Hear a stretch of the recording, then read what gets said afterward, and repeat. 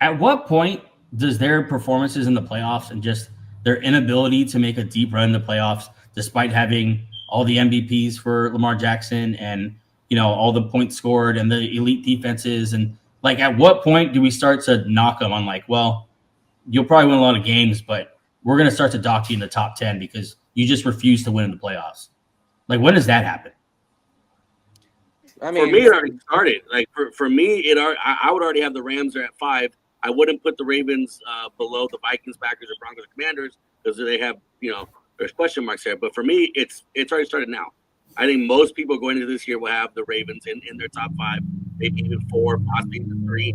But no, I mean, you have to start thinking about that now. Like you have to. Start it's hard though. Like the last two the postseasons, the Ravens lost on a Zay Flowers fumble through the end zone, right? If he just scores instead of fumbling through the end zone, you're talking about like a way different game.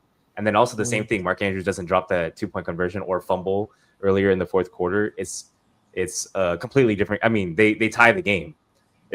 I know we harp on them for losing, but these are just one play that swings games, and that's football. And that's football. Yeah, and that's what I was going to make is that if it happens one time out of like 10 seasons, it's fine. But if it consistently happens year after year after year, that's when I think that's what Joey's saying. Like, when are you going to factor that point in? Like, if it's consistently happening, it's not just happening once or twice. And Mark Andrews messed up twice in that game. I just think that proves like they actually are a good team. But isn't that what separates the good teams from the great teams in the NFL? Like, I could point back to like a couple of plays in that playoff run for the Eagles where they could have lost, but that's what separates like the best teams from like the teams that just can't get it done at that level. Those 1 or 2 plays, and yeah, luck does have something to deal with that. But to Gabe's point, like, God, at what point is this just like a pattern?